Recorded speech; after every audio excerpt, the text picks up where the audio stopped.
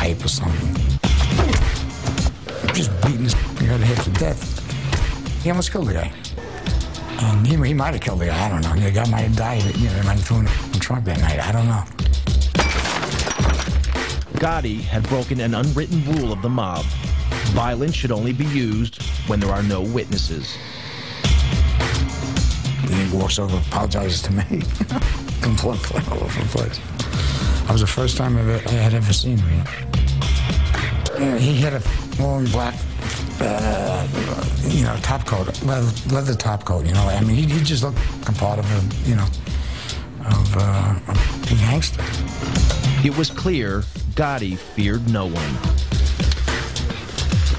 To Henry Hill, it marked Gotti as a man destined for the top.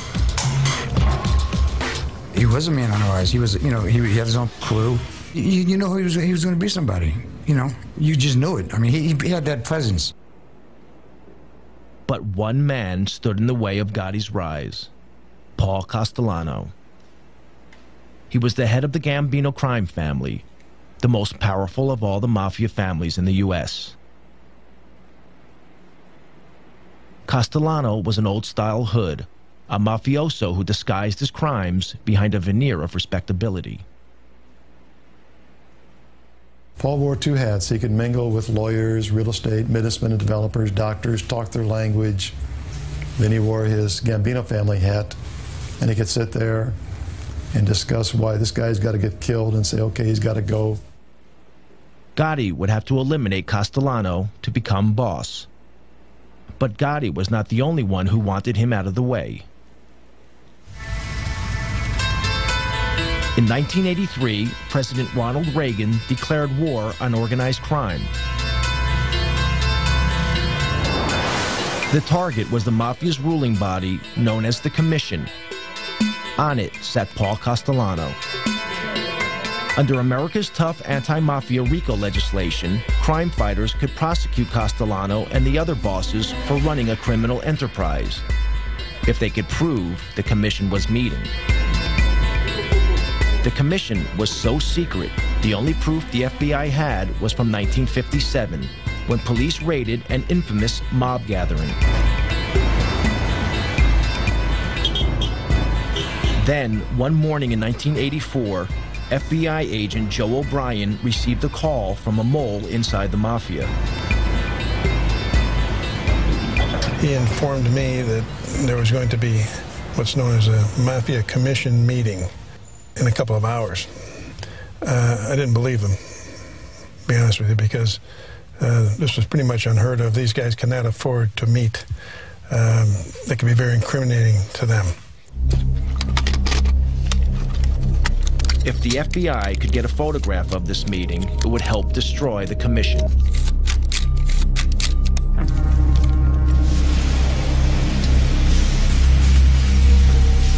O'Brien and fellow agent Andy Currens staked out this building, a small house on Cameron Avenue, Staten Island, that belonged to a relative of a senior Mafia Don. The agents hid in the back of an unmarked van, a few hundred yards down the road. The van was right back here, right about where the white car is, right in front of the 54 there. That's about where we were parked. And we had a nice straight shot. There were no cars at that time. We had a straight shot down the street to 34 camera. So we sat there for 3 hours, till about 4:30. And then they started coming out crime family by crime family. The top men in the Gambino, the Lucchese, the Colombo, and the Genovese families all emerged.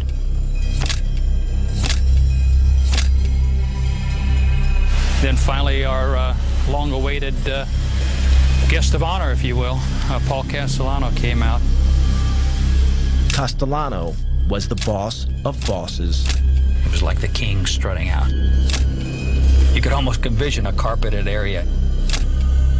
It was a real show of how the mob operates and mob protocol. It was very exciting. I don't know how Andy managed to keep the camera as still as he did. He used this shoulder right here as a tripod, and I just didn't breathe. for the longest period of time. Castellano wasn't in any big rush. Took a couple of puffs on the cigar and got in the car and drove off. The photographs were dynamite.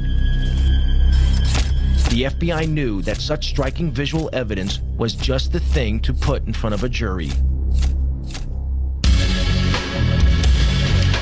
In February 1985, the FBI seized all 5 members of the commission. Agents O'Brien and Currens arrested Castellano and drove him to FBI headquarters in Manhattan. Federal authorities and New York City and state law enforcement officials today announced one of the most important indictments of Mafia bosses in this nation's history. In the car on the way to FBI headquarters, Castellano heard a radio news bulletin about the arrests. Charges of racketeering and extortion. The charges carry prison sentences of up to 20 years.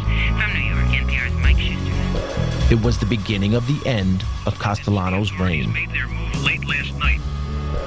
Among those now facing federal racketeering and extortion charges are Paul Castellano, head of the Gambino family. The key to the investigation was an electronic bug.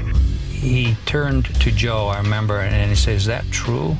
Is that true? You listened to my private conversations." Prosecutors say the recordings are of superb quality. You could almost hear him like groan. The agents thought Castellano was squirming because they had taped his criminal conversations. But Castellano realized they had also learned about his secret affair with his young Colombian maid. This was very embarrassing to him. It's a little embarrassing to us, too, for that matter. He's almost like a little boy now, confessing this, something that he did was bad. He's not talking about it was bad that I murdered people or had, on my authority, people were murdered. I'm embarrassed because I had this relationship with this young woman who was my maid, you know, right under my wife's nose. This was a revelation a Mafia Don could not afford. He'd broken one of Mafia's most sacred rules. It was okay to maim and murder, but not to publicly dishonor your wife. Castellano awaited trial where the photos would be key evidence.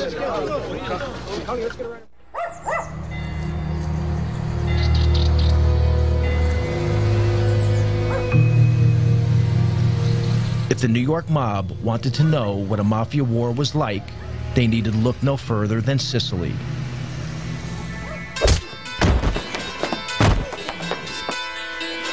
Here, the Mafia's boss was Toto Riina, an elusive, psychopathic killer from the town of Corleone.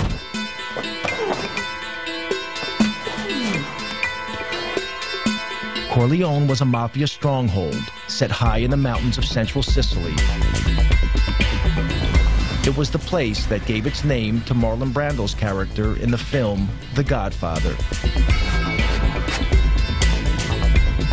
Riina's cruelty earned him the name The Beast.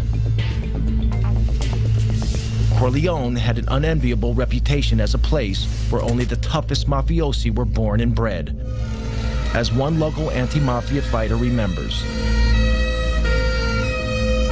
I once met a Corleone Mafia person, and he looked me straight in the eye and said, "Listen, to be a real man, you need to have spent a few years in jail." This is the philosophy of the Corleone Mafia. For them, going to jail is like a baptism. A mafia member who hasn't been to jail isn't a real mafioso.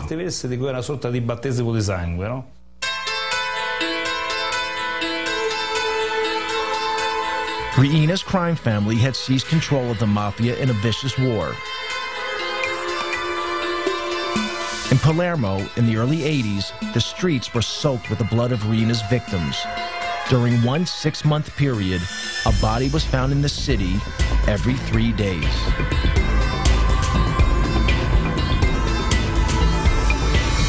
Palermo's mayor was Leo Luca Orlando, elected to office promising to end such crimes.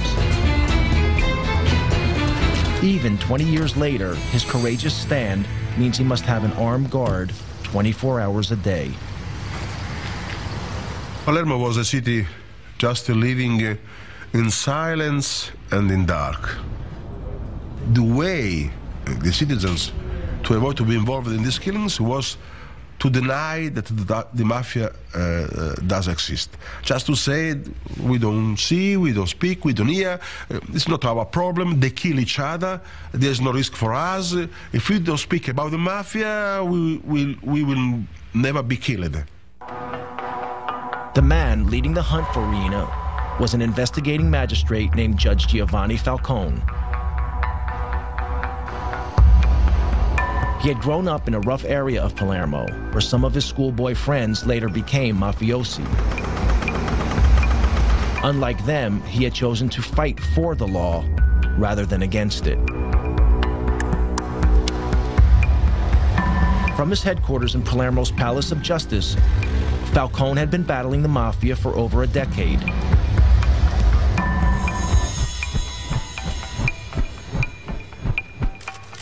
In 1987, he enjoyed his greatest victory.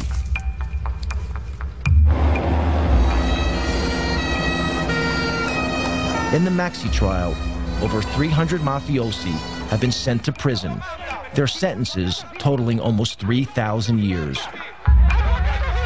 It was the most stunning blow the Sicilian mafia had ever received.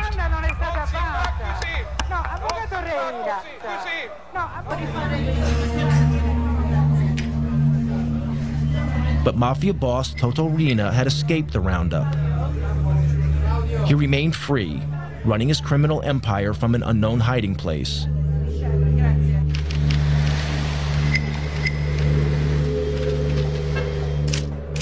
Falcone faced another danger, this one closer to home. He had few friends at the Palace of Justice.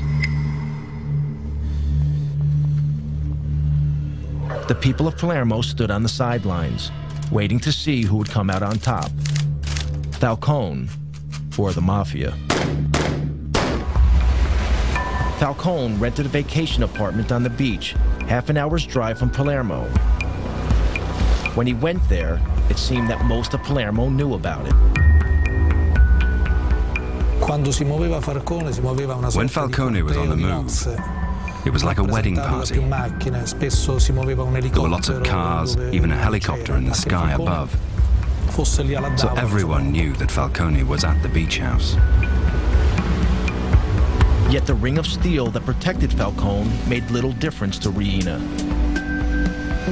One afternoon in June 1989, Falcone relaxed by the beach. An inquisitive security guard noticed the sports bag by the house, seemingly forgotten in the rocks by the water's edge. When he peered inside the bag, he noticed electric wires connected to 58 sticks of plastic explosives.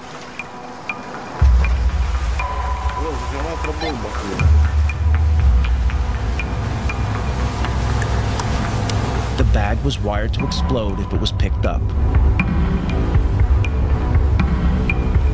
The bomb did not go off. Falcone had cheated death.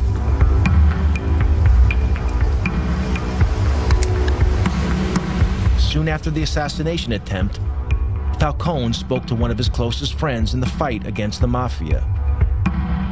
He made a chilling prediction. Come lui diceva poi,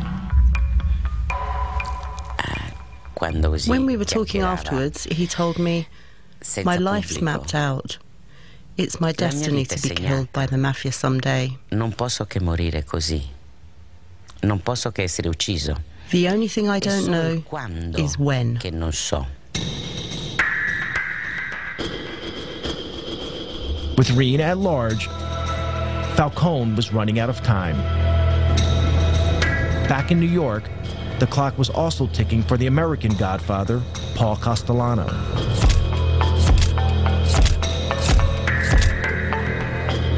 Castellano waited for his trial on racketeering charges. He rarely ventured from his home, this luxurious mansion in the most exclusive area of Staten Island. Enemies and friends alike called it the White House, and Castellano lived like a president. That meant he lost touch with feelings on the street, discontent that would be exploited by his rival, John Gotti. There's a lot of discontent with Castellano, where they thought he was too involved in his legal trials. He wasn't running the family. It had become a family of the haves and have-nots. Castellano was making all the money. Guys like Gotti were out there starving. So there was a lot of dissension in the family. We knew there was meetings going on, and there was a lot of discontent. In fact, Gotti posed as a have-not to win support for his bid to become boss.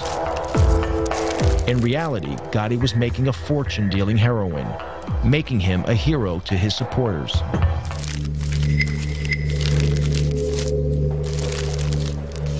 The law was onto Gotti's crew for drug dealing.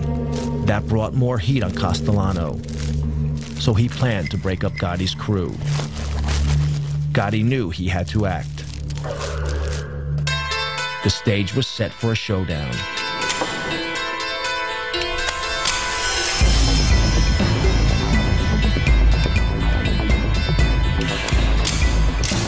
On December 16, 1985, Castellano headed into Manhattan for a meeting with Gotti. They were to meet here at Castellano's favorite steakhouse, Sparks, in Midtown Manhattan.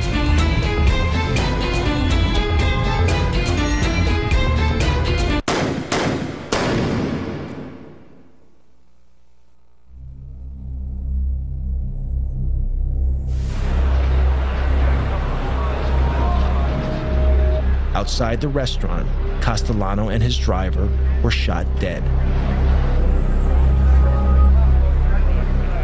Such a daring public murder shocked New Yorkers. It made the new Gambino boss a celebrity overnight.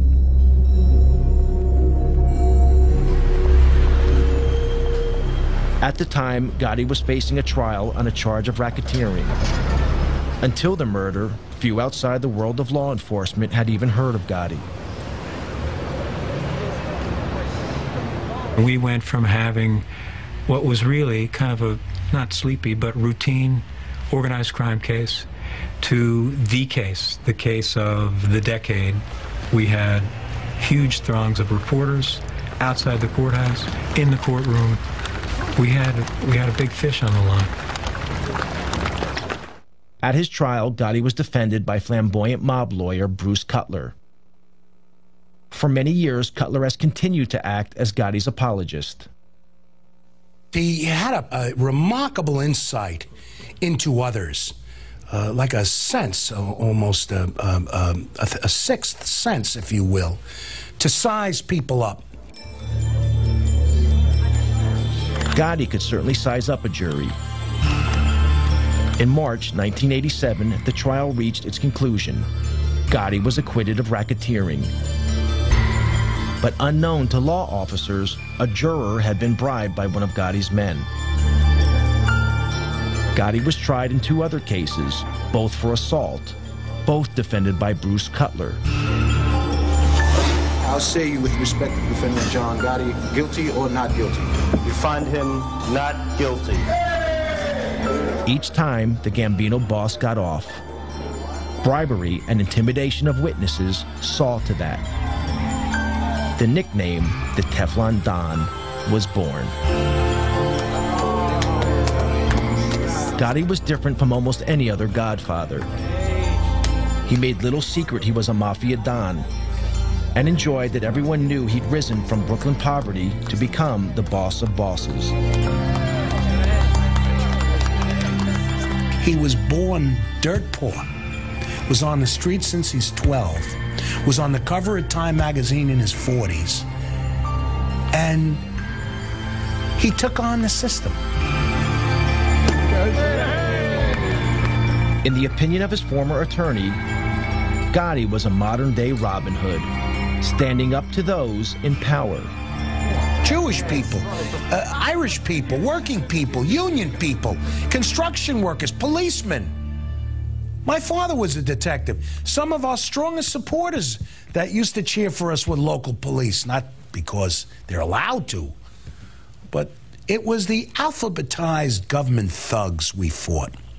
The FBI, Internal Revenue, INS, CIA, those faceless, robotic government thugs that come at you and can destroy your life. The murderous reality of Gotti's brutal reign was very different. Gotti's love of public adoration would be exploited by the FBI and prove to be the Teflon Don's undoing. American mob boss John Gotti loved the limelight, but the head of the Sicilian Mafia, Toto Riina, stayed out of sight.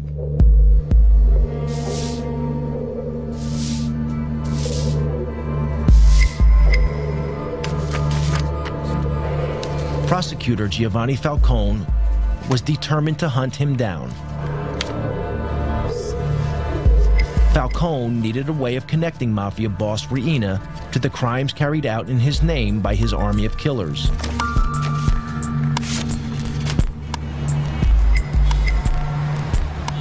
The answer was in America. Richard Martin was a leading official in the U.S. Department of Justice. He and Falcone had worked together for years. Their biggest success, breaking the heroin smuggling link between Sicily and the United States, known as the Pizza Connection. Falcone relished his trips to the U.S. The life that he led in Sicily was almost the life of a prisoner. He went from a bulletproof car to a protected office.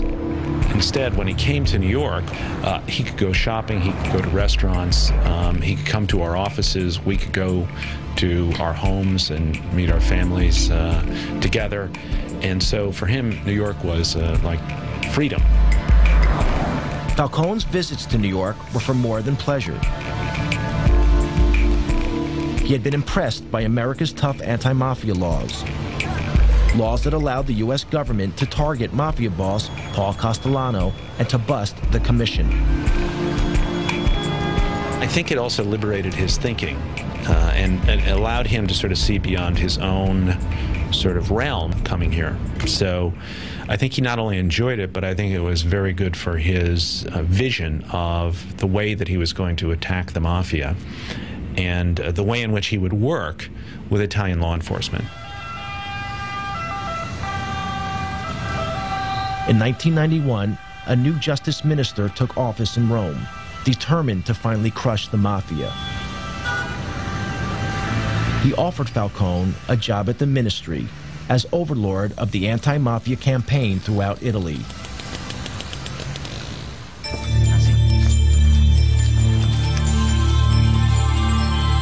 Falcone jumped at the chance of leaving Palermo and putting into practice the lessons he had learned in the United States.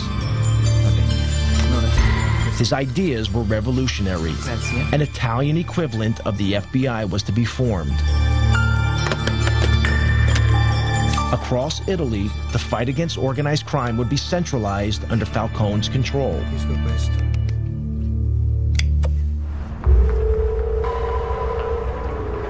Riina, the beast from Corleone, felt threatened. A few years before, he had failed to kill Falcone at his beach house. Now, Riina would try again.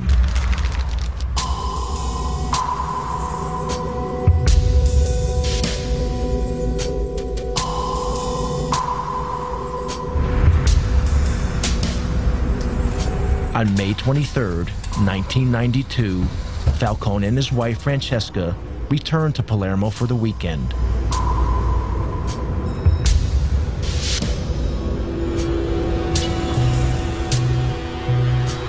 A few miles from the airport, several of Riina's men had placed a half-ton bomb in a drain pipe under the highway that ran from the airport to the city.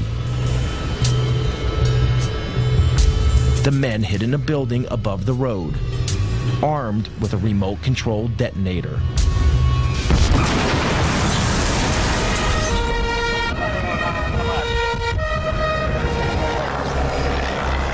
A massive explosion ripped open the highway.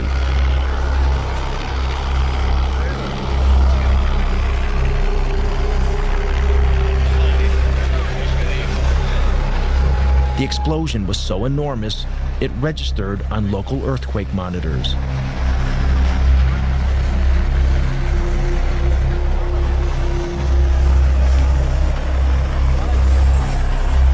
Giovanni's sister, Maria Falcone, was at home when she heard the news of the explosion. When my husband told me what had happened, I rushed out of the room. I phoned the police.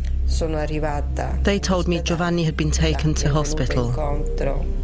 When I got there, Francesca's brother told me Giovanni's dead.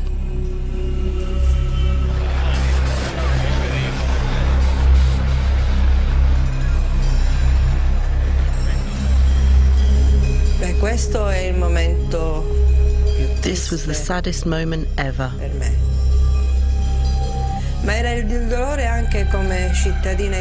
Not only for me as a sister, but also as an Italian citizen.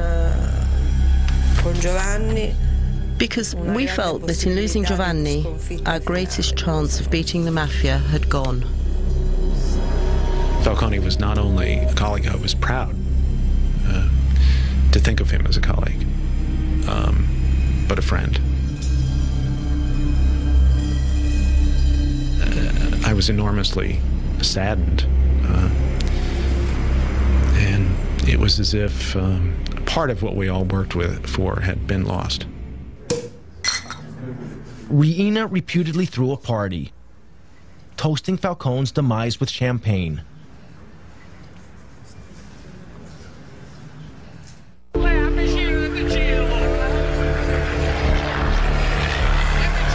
Along with Falcone, his wife Francesca and 3 bodyguards were also killed.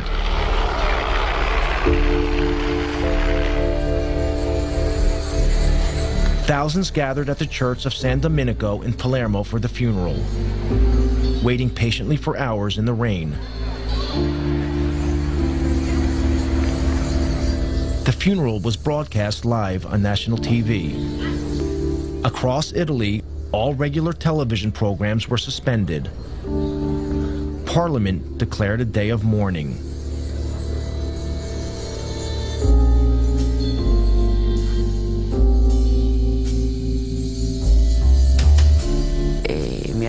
When they asked me what I did when I heard the news, I said I cried. Someone said, "You're Judge Ferraro. What do you mean you cried?" I replied, "Yes, I cried, and I'm not in the slightest bit ashamed of it." Italy was shocked and angered. It didn't deter Toto Reina. Anyone who stood in his way would meet a similar fate.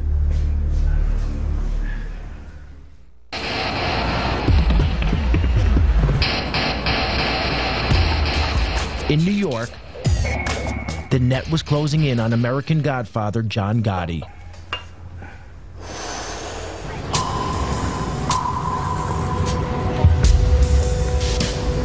This clothing store in Manhattan's Little Italy was once the Ravenite Social Club, the nerve center of the Gambino crime family operation.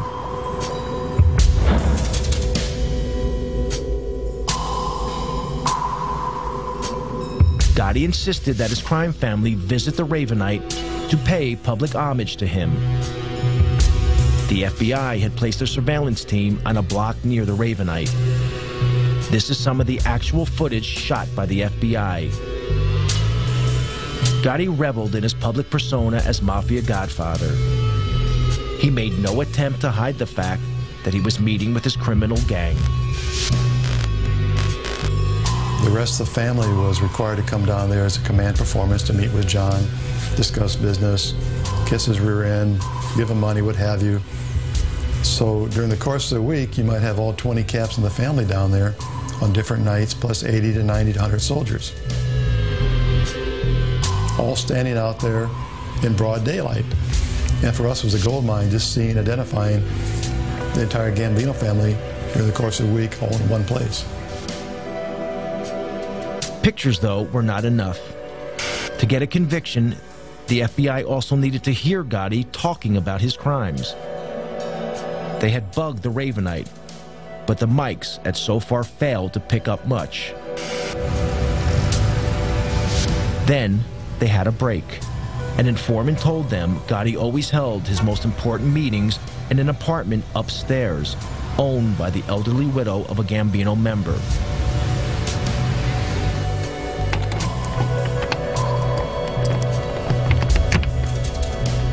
When the old lady went on vacation, FBI agents broke in and placed a bug in the apartment. But a few days later, we heard the back door of the social club open up, and we heard him walking up the stairs, and sure enough, we hear the door, apartment number 10, open. And they all sit down, and they start talking. And after a few minutes, it became obvious that they weren't concerned about microphones because they had a radio on, but they turned it down because it was too noisy. They all talked loud because we found out later John Gotti's deaf in one ear. So the tapes are all loud and clear and tremendous quality. You tell this punk, I admit John Gotti, and I will sever your mother head off, you sucker. The secret recordings revealed the true face of a Mafia godfather, very different from the one Gotti showed his adoring public. John, listen, I call your house 5 times yesterday. Now, if you'll disregard my phone calls, I'll blow you in the house up. When John's upset, he starts talking loud and clear, and he forgets about things he should not talk about, like past murders. Gotti was arrested. In January 1992, he was sent to trial, facing charges of multiple murder and racketeering. It would be his 4th trial in 6 years. Yet again, New York was riveted by John Gotti. Celebrities flocked to the trial. The gallery, it was almost a circus-like atmosphere. Mickey Rourke came in one day. Anthony Quinn came in to watch the trial. They sent in a boxer, Ronaldo Snipes, who glowered at the jury and within half an hour was kicked out. John, listen, I call your house 5 times yesterday. Now, if you'll disregard my phone calls, I'll blow you in the house up. Gotti was his normal cocky self, he's full of bravado. But when you played those tapes, you watch his face, and you knew that's the last thing you wanted to hear was his big mouth. You tell this punk, I admit John Gotti, and I will sever your mother head off, you sucker. Gotti had damned himself, but the tapes would have another unexpected impact.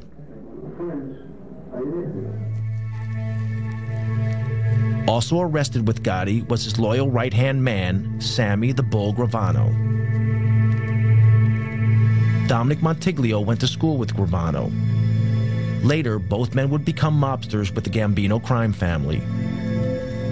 Sammy was always a tough kid. He and I went to school together from when we were like in kindergarten. I mean, he killed his brother-in-law. Louis, which was like his childhood friend. I mean, Louis Melito. They grew up together and hung out together. They stole together. They did all of that. He killed Louis. You couldn't trust Sammy. Gravano had become disillusioned with Gotti. To Gravano, a real godfather shouldn't be courting publicity. He should be operating in the shadows, like Paul Castellano had done. But Gotti had no respect for anyone, including his underboss, something that the FBI exploited. At a pretrial hearing, Agent Bruce Mao played Gotti and Gravano a tape. On it, Gotti was extremely critical of his underboss. You too. So finally, and Sandy, he might not go to people involved with that. So when he was going to time, he's going to jail. And so you got Gravano and Gotti sitting side by side at the defense table, and we start playing that tape. And Sammy turns red. He's starting to explode. He's just ready to burst. John Gotti, for the first time, is embarrassed. He's turning white. He just wants to duck under the table. He's so embarrassed because he knows he got caught bad mouthing his consigliere, his underboss, his right-hand man. Gravano would be the final nail in Gotti's coffin. Bruce calls me one day at my desk. He says to me, "You sitting down?" I said, "Yes, I'm sitting down." He said, "Sammy wants to cooperate." Sammy was brought in the room. He walked over, shook my hand, and said, "I want to go from our government to your government." Never before had so senior a figure betrayed the American mob. Gravano's testimony landed the killer blow in court. He revealed how he and Gotti had planned the murder of their one-time boss, Paul Castellano, then watched from a car as Castellano was gunned down.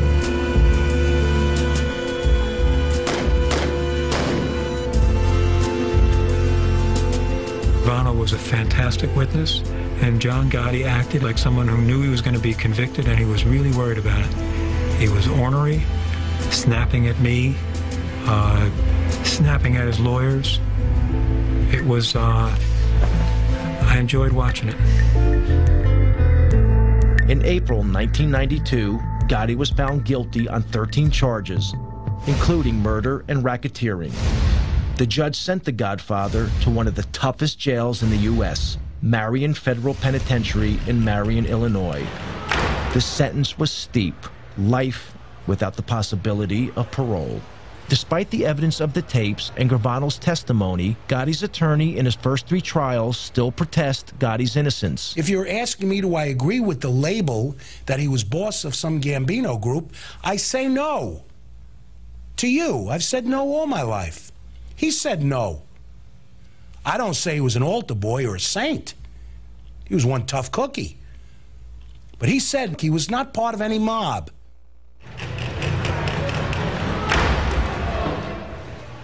In the United States, the mob boss, John Gotti, was facing a life sentence in prison. But in Sicily, the Italian government seemed powerless. Mafia godfather Toto Riina killed at will. Anti-mafia prosecutor Giovanni Falcone had been murdered. Palermo waited anxiously for Riina's next move. Falcone's mantle had fallen to another magistrate, Paolo Borsellino. Borsellino and Falcone had grown up together and had devoted their adult lives to fighting organized crime.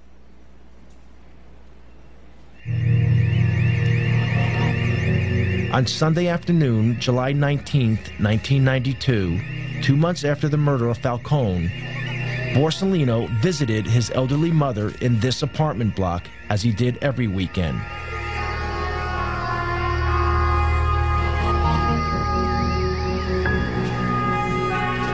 A massive car bomb exploded, killing Borsellino and 5 of his bodyguards.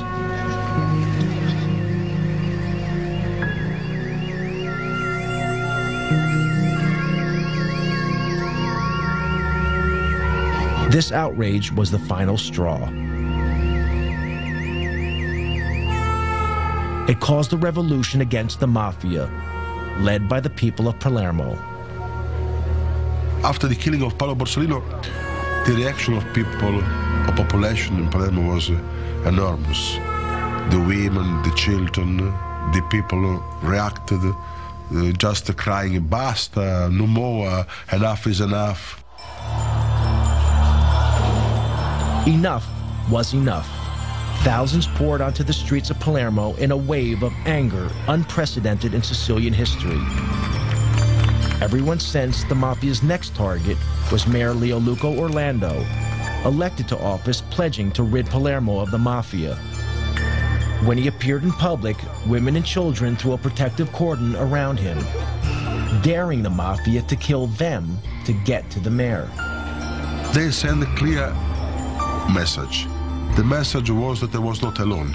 The message was that the Mafia can kill a man. The Mafia can kill 10 men. But the Mafia cannot kill thousands and thousands of women and children. It was the beginning of the end. People power had beaten down the Mafia. The government flooded Sicily with thousands of troops, determined to crack down hard on the Mafia.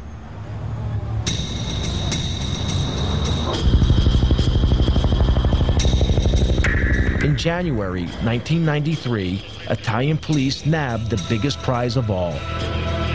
Following a tip-off, Toto Riina was finally arrested.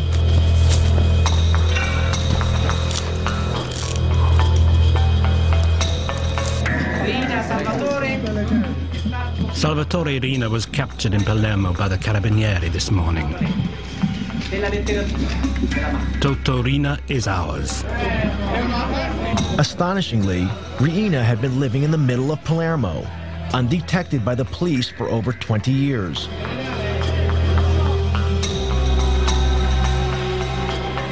When Riina was paraded in public, Italians were shocked.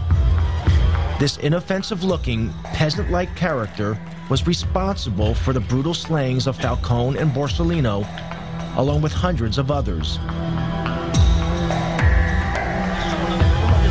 At his trial, Riina painted himself as a poor old man who knew nothing about the Mafia.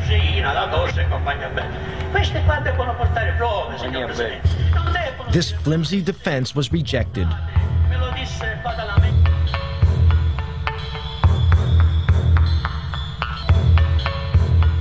Riina was sentenced to life imprisonment to be served away from Sicily in a jail on the Italian mainland.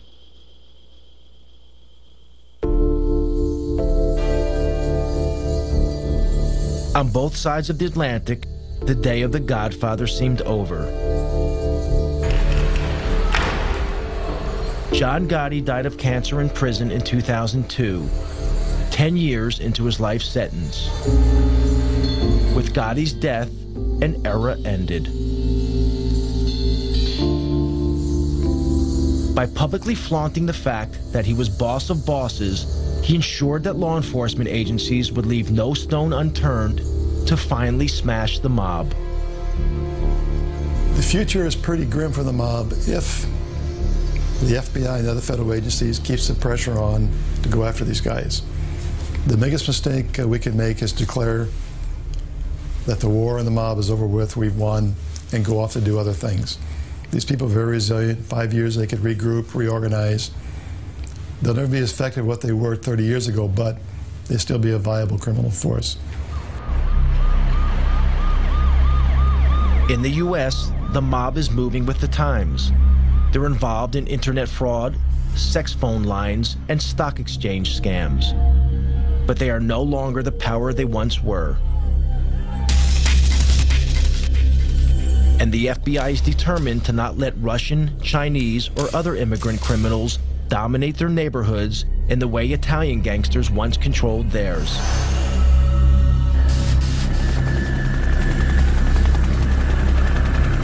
In Sicily, they are also keeping the pressure on. Yet in these hills, even with Riina in prison, the Mafia is still here. Invisible, but deadly. Today, there are new leaders. They are also from the Mafia stronghold of Corleone. They have turned their backs on the self-defeating tactics of Toto Riina. No longer do they assassinate public officials. Like the leaders of old, they prefer to pull the strings from the shadows. Forse vivemmo tutti quanti una vera grande illusione. I think we were all a bit deluded. Maybe we were just kidding ourselves that we could destroy the Mafia with just 4 moves on a chessboard. In the U.S., the mob is finally in retreat. But in Sicily, it is rising from the ashes, adapting itself to the times, changing tactics to ensure that its power remains as unshakable today as it ever was.